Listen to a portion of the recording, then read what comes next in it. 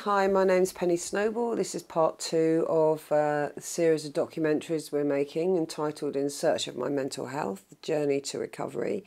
And this section is on really about how we began our journey. And we're each we'll be sharing a bit about ourselves and just telling you how we began really.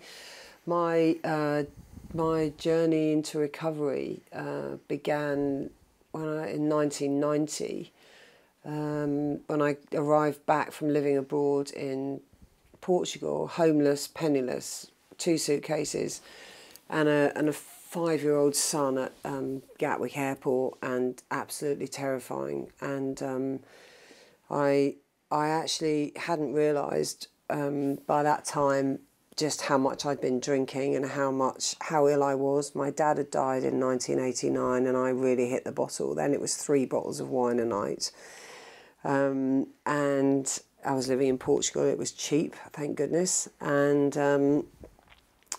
then my best friend died of AIDS the following year, and that was it really. Then I had a car crash. Fortunately, I hadn't been drinking. I had a car crash, and then I left Portugal and arrived back in this country and started a journey of, I don't know, it was mental hell actually. I used to have visions of dark shadows in my bedroom, thinking that people were coming to get me. Somebody was coming to get me. Apparently it's the Grim Reaper. That's what the Grim Reaper looks like. I didn't know. I'd do tapes for my son most days because I thought I was going to die, and I didn't want him to read my diaries without hearing my voice and knowing how much I loved him. I thought I was going to chuck myself under trains most days, buses, any day. I was in a terrible, terrible place, but I just didn't know it. At this time I was also going to college to re-educate myself. I did maths O-level, and then I did an access course in video techniques, an access in social psychology, video techniques in a City and Guilds in video techniques. I made a documentary with a very close girlfriend of mine who was HIV positive, and that got me into film school. And during my time at film school, I started hearing people talking about emotions and like being in tune with their feelings. And I don't know what happened to me. Something inside of me just started to wake up. I used to listen to REM talking about everybody hurts and cries, and I used to think, how the hell do they do that? I wish I could do that. And I don't know. I just was having nightmares and flashbacks, but I still managed to do the degree, and I did really well on my degree. And at the end of my degree, my doctor said to me, I've been watching you, Penny, and now you've finished your degree, I want to talk to you. And also I had an examination, an internal examination, which I completely freaked out and disassociated from. And she said, I just disassociated, and she said, please come to my room. I ran down to her room half naked almost in the middle of the doctor's surgery. And she asked me if I was abused as a child. And I said, what are you talking, emotionally, sexually or physically? And she said, you tell me. And I said, why don't you try all 3? It takes me a lot to actually say that. And I know this is going out on YouTube or wherever, but I have to be honest. And I've been told that I'm a liar, that I make it up, but I know that it's true. For myself, I know that it's true, and that's really all that matters. From that point on, my life just completely started falling apart, and I was drinking and to shut my head up, and I started having flashbacks and shouting noises in my head, and that went on for about 1.5 years.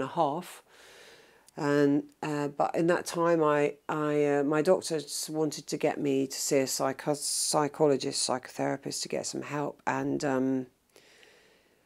I met this guy who was a psychologist, and I don't know why, but he gave me the shits. I didn't like his shoes, I didn't like his trousers, and I freaked out, and I just asked him what model he used and told him that we weren't going to be going anywhere and I needed to get out of there as quickly as possible. And then I had to wait for 6 months. I think this is one of the reasons I needed to tell you a bit of that background with all of that stuff just coming out. I then had to wait 6 months to see anybody.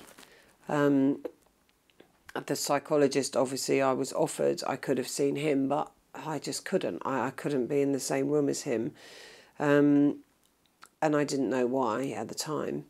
And then for that 6 months, I saw a community mental nurse. And she said to me, she can't help me. There's nothing she could do to help me. All she can do is see me once a week, really to make sure that I don't kill myself. That's all she was doing, while I'm waiting to see a psychologist. And in a way, that made me feel worse and worse and worse, because I got all this stuff coming up and nowhere for it to go. And I was just being shut down because she couldn't help me.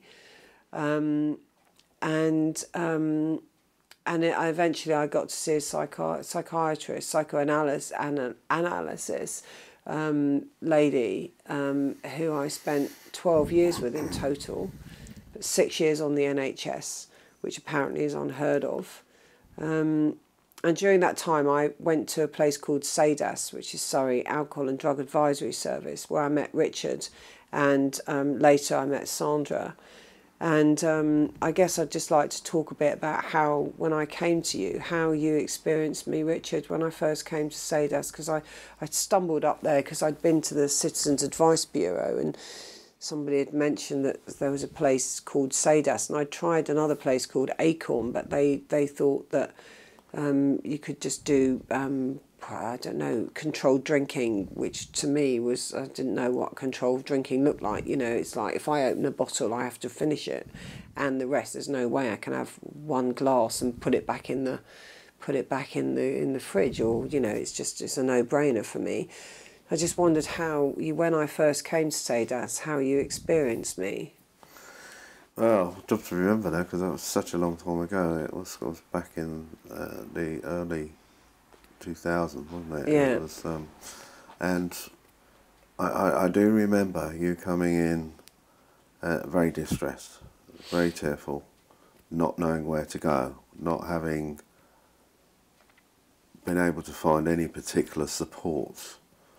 And I think, if I remember rightly, we got you in quite quickly because of the way you were, and yeah, you were very distressed. But also there was the mental health side. You did tell us that you were seeing somebody from the CMHT. You were seeing a psychoanalyst, and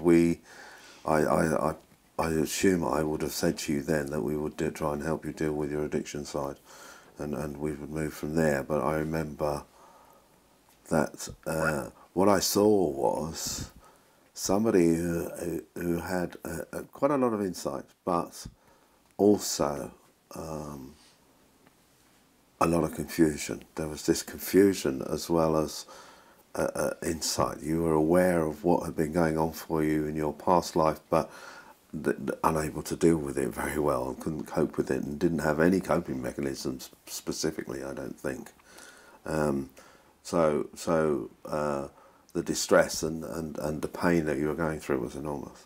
And I mean, I think it's one of the sort of such sad situations where people have got drug and alcohol problems, and loads of underlying issues have contributed to that, but the proper help just isn't available.